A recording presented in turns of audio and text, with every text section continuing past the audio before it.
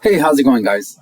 Um, I just finished watching an interview with Joe Rogan and Bernie Sanders, and I just I've seen I've seen several interviews with Bernie Sanders, and a long time ago I was actually a Bernie supporter, right? A long time ago I used to be a Democrat, and then I started doing some deep diving into things that I believe in, and I came to realize I really don't align anything with the Democrat Party. Like my views after I did this deep dive, um, I realized I don't. There's very little that I actually agree with them.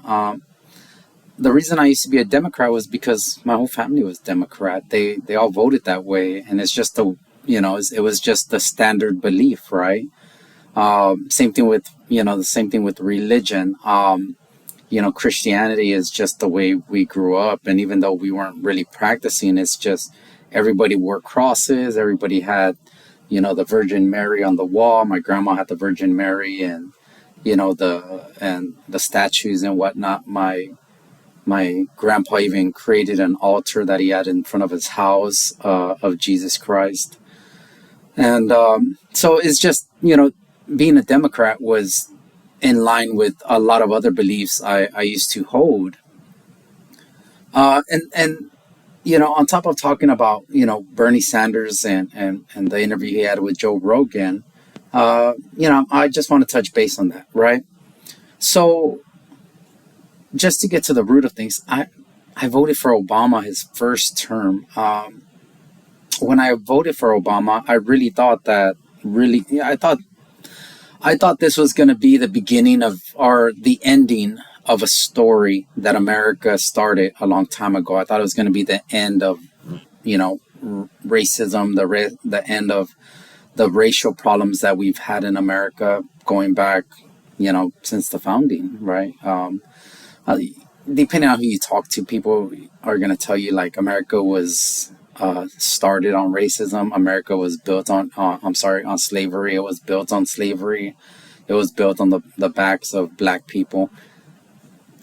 I really don't want to talk about that, truthfully, because that's such a deep hole that requires extensive research, and I'm just not ready to go deep diving into it. I have my own opinions on that, but it's not something I'm willing to dive into right now, or really give a strong opinion on. I do have my own opinions on that. Is just one more time. It's not without going deep diving into it, to where I can validate every point I have. Right. So I voted for Obama because I thought, hey man, this is it. You know, he really wasn't black. He was biracial. His mom was white.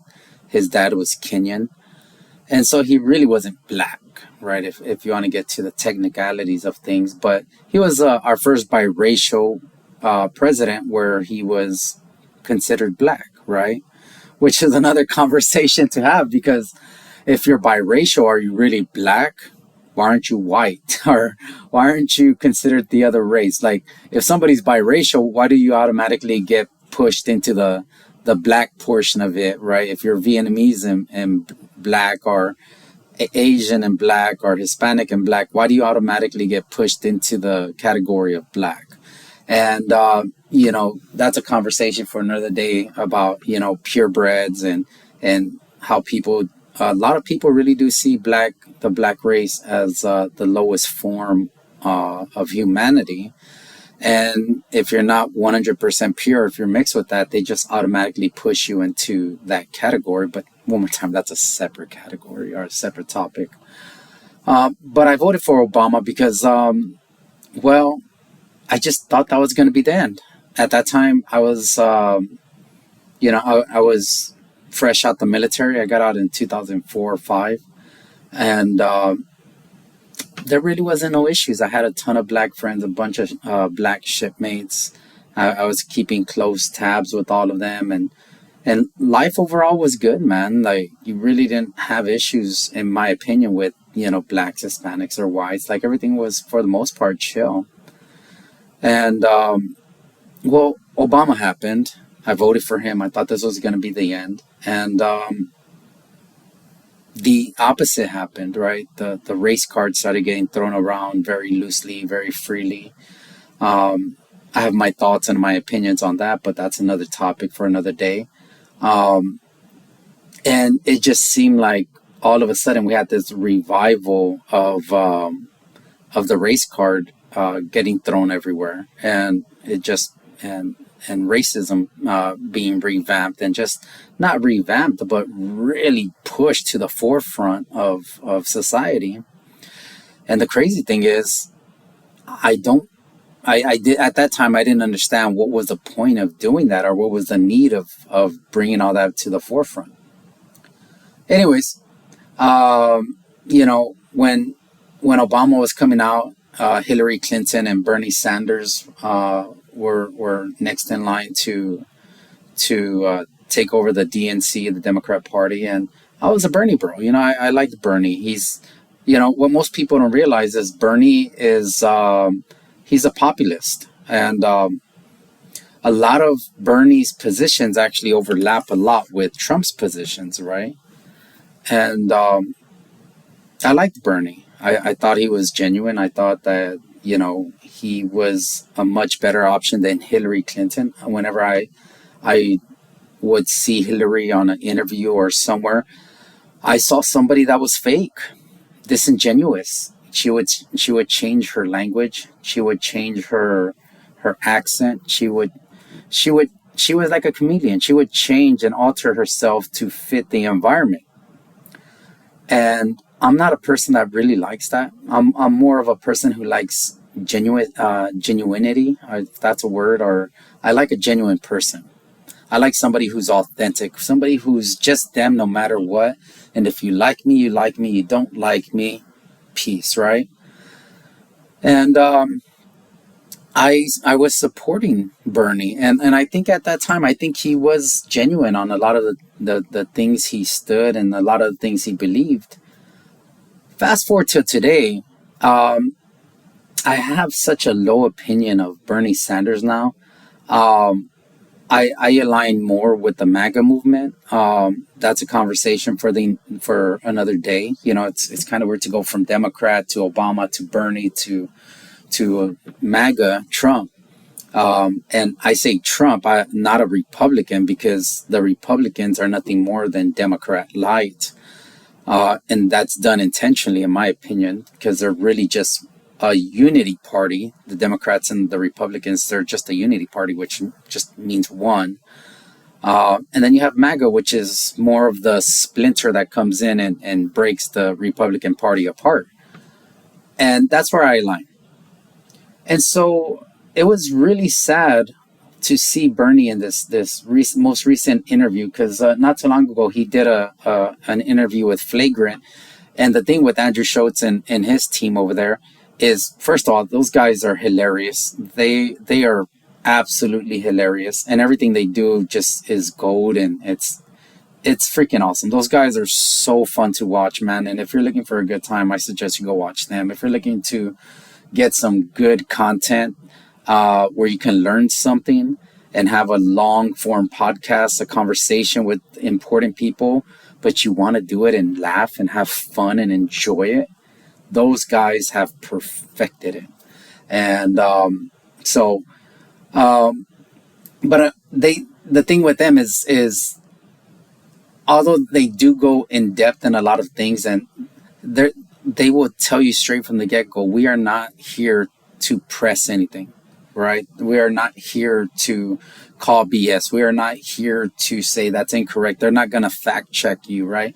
What they are going to do is have a conversation with you and try to make it fun, to try to pry as much information as possible.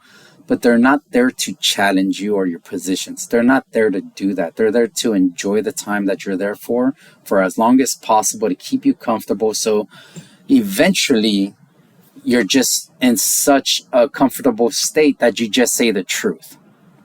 And at that time, when I saw that interview, Bernie let a lot of things slip up, man.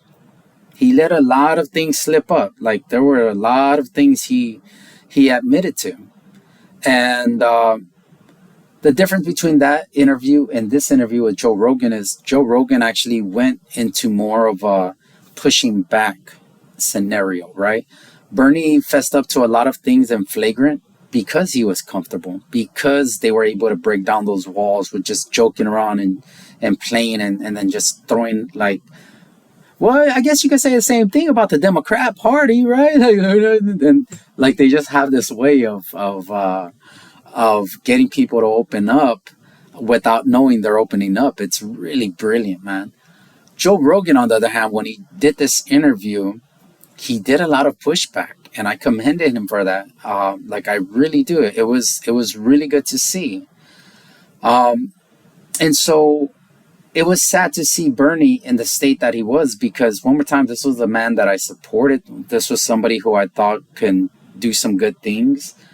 But now I see that he's nothing more than a shell of what he was, or what he portrayed himself to be, and what the media pushed him to be, right? And I'll just give you some examples. So they were talking about climate change, and he's like, well, the most existential threat to humanity is climate change. And Joe Rogan, in his credit, he's like, well, but is that really true? And Bernie responds and he goes, yeah, have you not seen the studies and the scientific consensus and that the planet is heating up?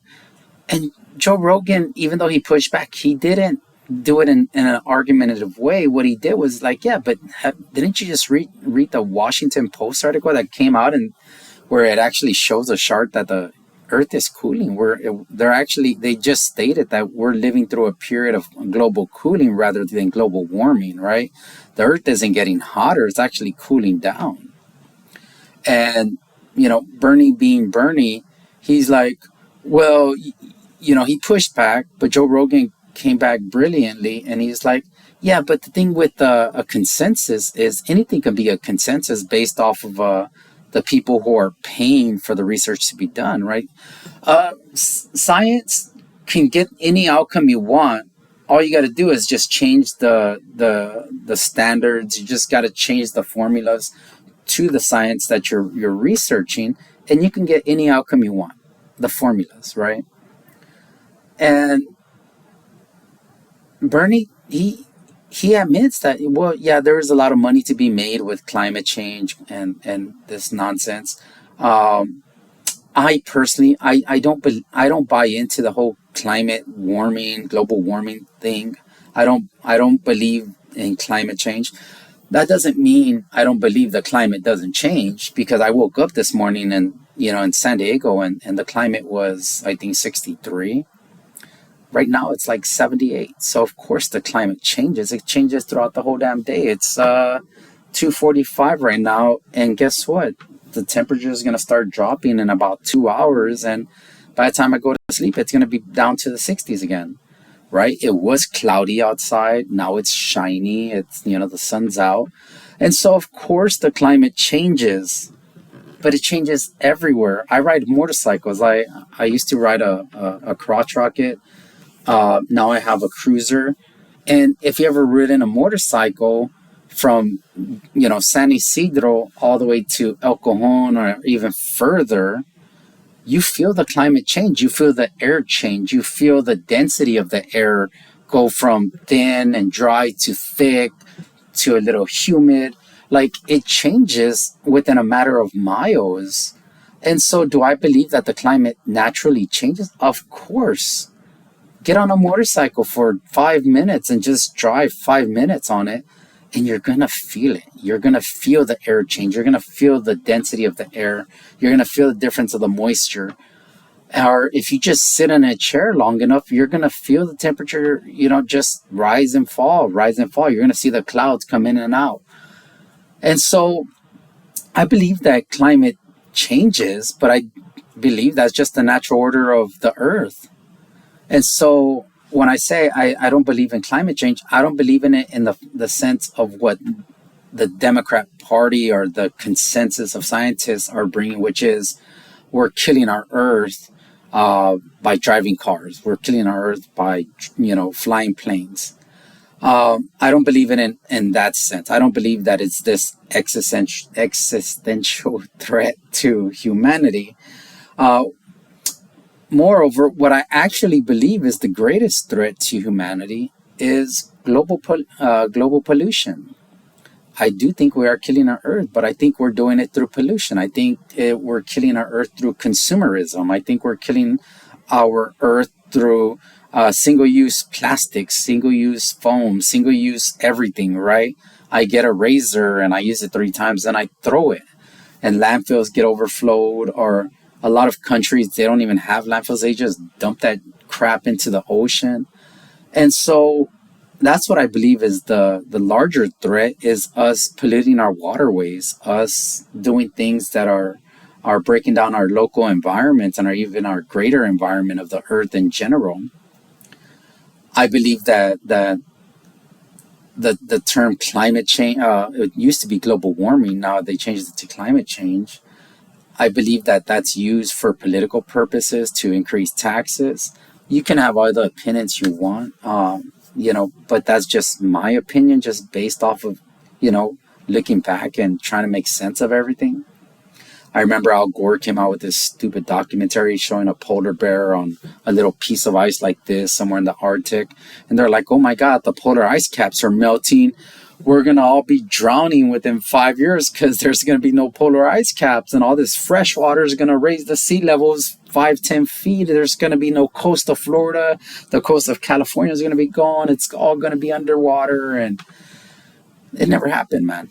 It never happened. And if you can even, Google it, or you can even look it up yourself, and you'll see for yourself that there's been many times where alarmists have made predictions and they've just never happened. I remember when I was little, I think elementary or something like that, they were talking about, aerosol cans are destroying the ozone and the sun's going to come and bake the shit out of us. It never happened, man. Right? Like, one more time. Do I think as humans we are taking advantage of this earth? Yeah, I believe that. And I believe we need to change the way we move about earth, and we need to do a better job of protecting this planet, because it's selfish of us to just consume, and then just leave this beautiful planet that we were blessed with by God to our children in disarray and ruin. The same way where if I'm going to leave anything to my kids, I'm going to try to leave them in a better position than it was when I got here, right? If I'm going to I don't want to leave my kids debt. I want to leave them money. I want to leave them assets. I don't want to leave them with things that they're going to have to clean up after me once I'm gone. Like, oh, dad had 10 mortgages on this house. No, I just want to leave them a house that's worth money. That way, if they ever need money, they can sell it and they're okay, right? And that's what I think we as people, as humans, we do such a poor job of, is we're thinking about now. And we're never thinking about tomorrow, a month from now, a year from now, 20 years from now, 50 years from now, because we're so selfish. Bernie talks about the No Kings protest and how he's scared of Trump, becoming a king and authoritarian. He's suing the news media outlets, and he's doing that to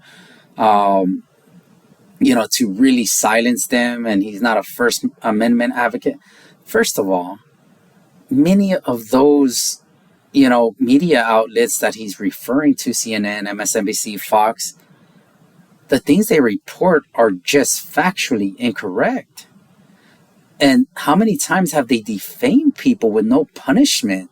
And so if this was a normal standard business, many of those news media outlets, the legacy outlets, they would be out of business. They would have been sued to smithereens. But because they have protections, constitutional protections that were put in much later on in America's existence, there's no repercussions for them to do such things, right?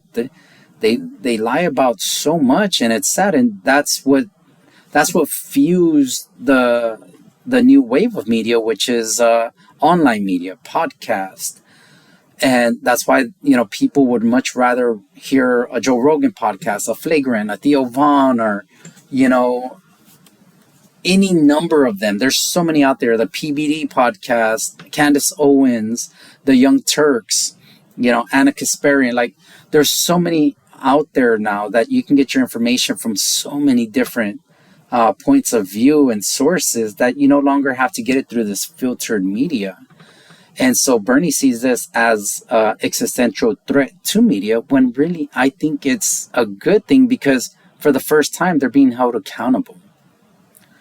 I think everybody and everything needs to be held accountable for their poor decisions. If you're going to defame people and you're going to spread lies, you deserve to be punished, man. No person, no entity should ever be able to just report false, disgusting things about anybody or anything with no repercussion. If I do that in real life and I go to, I don't know, and I start talking bad about, what we gotta get. Let's say I'm trying to get in good with my best friend's wife, and I'm like, yeah, he's talking to girls at work, this and that, and behind your back, and you deserve better. And I start doing that shady shit. You know what? I deserve to get punched in the fucking face. I deserve it. I deserve it. And when it happens, I deserve it, man. And that never happens to these people. They are protected. They are protected by the government. They have permission to lie because as long as they lie and never tell the truth, they will never feel the wrath of punishment. They are protected by the government. As long as they keep spreading lies on behalf of the government themselves, and they keep saying the lies that the government wants them to tell, the government allows them to tell every other lie that they want to say, because they work hand in hand. They're partners. They're business partners, right? When the government wants something, they go to them. They're like, hey, go ahead and say this, and we'll look the other way on the next 20 lies that you tell for your own advantage. It's a business partnership. It's a proposition that they have, It's an agreement. You do this for us, you scratch our back, we scratch your back, right? And if anybody comes after you, we'll protect you. Well, guess what? Now the government, for the first time, is like, nah, son, we're not going to do that, man. We're not going to do that no more. And so he's going after them. And I think it's about time. And I've seen a lot of people who were destroyed by media, right? And it's sad, and that should never happen. Now, without any repercussions, right? Every media should be punished accordingly, and that includes independent media. If they ever report things that are untrue or false, and they get it wrong because they were just lazy and they didn't want to, do their own research, they deserve to be punished. They deserve to be kicked off YouTube and all these other things.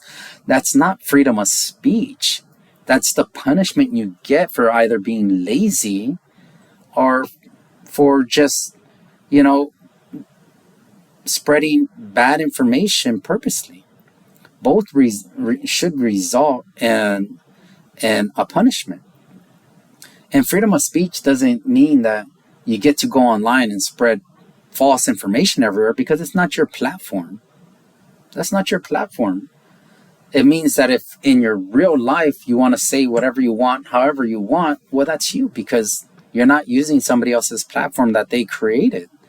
And so I do believe that people need to be punished. Institutions need to be punished. Legacy media, all media that spreads false information, fake information, misinformation, disinformation, and all that other shit that they just recently came up with, they should all be punished, man.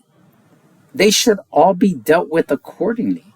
And so I don't see that as a threat to democracy at all. I actually see that as a healthy reaction to democracy. Right? Because democracy isn't one-sided. Democracy is a pendulum. It swings.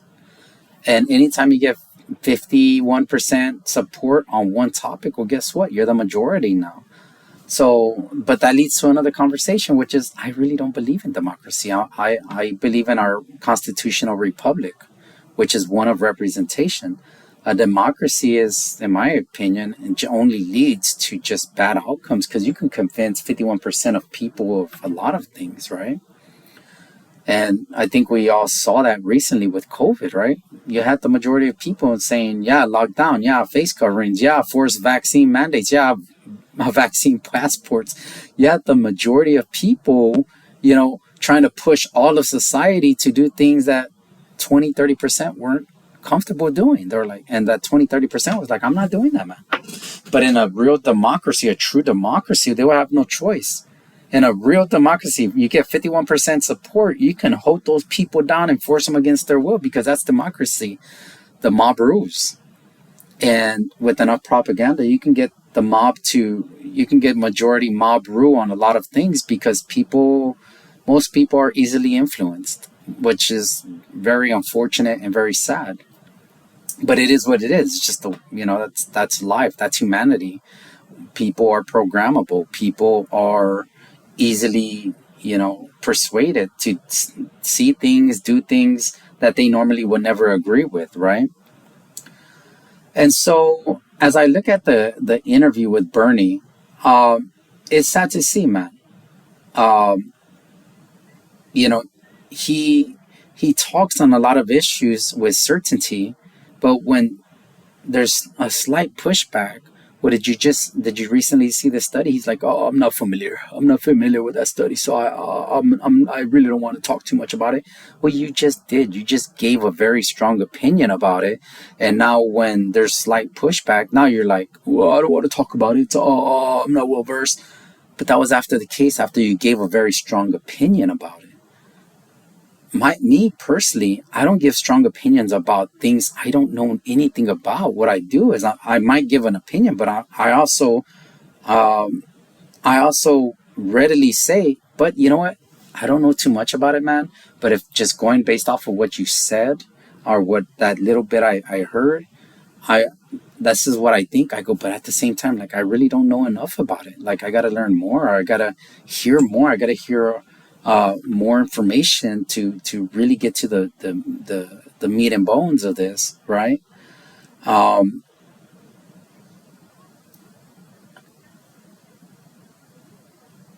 I I'm very disappointed with the state of our politics right now, and it's not just with our politicians; it's with people in general. And it just goes back to what I was talking about, where people are easily persuaded. They're easily, moved with emotion. And I know it's always been like this, but as time goes on and people get smarter, and the more we learn, and the more information that's just out there and free and available on the internet, it's still really sad to see that there's so many lazy people out there that are unwilling to do any type of research, and they're just willing to take anything that they hear online at face value and be like, oh my God, oh my God. But they will never just spend 2 seconds to go on to something and just be like, it's so easy, it's so fast. You can talk to your phone now. You can do, I mean, it's so easy to look shit up now, and so few people do it. And it's really sad. And it's not people that are just out there on the edges of the right and the left. No, it's a lot of people. It's a lot of people in my own life where they're just so lazy that they'll take whatever they hear on a phone or whatever they see on a phone, and they won't take a second to see if it's true or if it's verified. I used to think Bernie was a good guy, but the more I listen to Bernie, the more I see Bernie, the more I see a person who's a shell of maybe what he once was. And I say a shell of maybe what he once was because maybe he was never that person. Maybe the information that I was receiving at that time was so filtered and so clean because at that time we didn't really have all the information like we do now, just there, and you can just go find your own resource. The internet, it was still in, its early stages where it just wasn't that clean to search. Now you have freaking AI agents, you have everything, you have ChatGPT, you have Grok, you have freaking Google coming out with its own thing where it's able to consolidate so much information where you don't have to go link to link to link to link, advertisement. It's there, and all you got to do is just read. and then you just interact with it, and you have a conversation with it, and you can bounce ideas back and forth and be like, yeah, but can you clarify that? And it clarifies more. And I'm not saying these AI agents are perfect, but they're better than everything we've had up until this day. I'm not saying these people whose podcasts I watch are perfect, but they're better than anything I've ever seen on the news media. I used to watch freaking Nancy Grace and that Cooper guy, the super white Cooper guy, and and the short haired chick, the Maddow. I used to watch them, man. And it was trash. Now I look back and I was like, man, how did I ever used to watch that? That was trash. They don't talk about anything. And if they ever try to have a actual conversation, they invite 4, 5, 6 people. They put them in a freaking block set and they just yell over each other. How the hell were people supposed to have any information back then when that was how they got their media, their news, their information, right? Now that's not the case. Now you get 3-hour conversations. You get 3 hours unfiltered conversations posted online. And so there's really no excuse. And that's why I think I feel really down about our state of politics, because there's no reason for people to be easily influenced or easily persuaded to believe things when it's all there. It's all there, man. All you have to do is just take the time and look it up yourself, right? That's all I really have to say. I can keep rambling. I feel bad for myself because I really do think that Bernie has always just been a show. And I think that I was convinced to believe that Bernie was something else other than what he is. And I think that's the case with a lot of things. I think that was the case with Obama. I think I was led to believe when I voted for him his first time, I was led to believe that he was going to be something that he ended up being the opposite of. Same thing with Bush, right? Same thing with a lot of these presidents. We were fed information through a very tight, filtered funnel, and we were only receiving the information that the government and the media wanted us to be fed. And so our thoughts were programmed for us through this very, precise funnel of information that was highly, highly filtered. That's not the case anymore, guys. Y'all have to stop being lazy. Y'all have to start thinking for yourself. You have to start doing your own research. You have to start listening to everybody and then draw your own conclusions. You have to listen to content from the left, the right, the centers, the haters, the hardcores, right? You have to get your information from everybody and make your own choice. I can't stand listening to Cenk Uygur of the Young Turks, right? But I listen to him because although he yells so much, he still makes valid points, right? He still says things that are true and accurate, but he does it behind this for some reason, this need to be outlandish and bombastic and really in your face, and it's very off-putting because there's no need for that. Like, there's no need to get all excited. I think he tries to mimic kind of like an Alex Jones, and I do think inside he wants to be as big as Alex Jones, but he doesn't have the personality of an Alex Jones. Alex Jones, if you've never listened to him, he's funny. The guy is literally funny. He's a funny guy. He's got personality. Cenk doesn't have that. And so when he comes off real energetic and he's, out there trying to mimic the behaviors and the actions of an Alex Jones, it doesn't come off the way that it does with Alex, because Alex is just Alex and he's funny. Cenk is not funny. But that doesn't mean that some of the things he says are not correct. They are, right? So, for yourself, if anybody hears this, if nobody hears this, it's fine. Because one more time, I really do these videos because I have so much just runs through my freaking brain, and I just have to talk, and I have to talk to somebody. And unfortunately, a lot of the people that are around me, they they either don't want to be informed, which is fine. Like I'm not going to try to push people to educate themselves, or to try to you know learn about things that they don't want to learn, because I get it. Most people want to just live a simple life and be left the hell alone. But the problem I ran into is, you may not care about government, but government cares about you. And that's once I realized that, that's when I started getting, that's when my wake up really started coming to fruition, right? You know, things started getting more expensive. Inflation was getting more expensive. Um, I have a house, but I wasn't able to build on it without permits. And it's like, what do you mean? This is my house. What the hell do I need your permission for? Wait, you want to raise taxes on my paycheck? You already take 30, 40%. Like, what the hell do you mean? So, and that's the thing with a lot of these people that want to bury their head in the sand. What they don't understand is whether you're involved or not, whatever government does, it's going to affect you. And so you might as well be informed.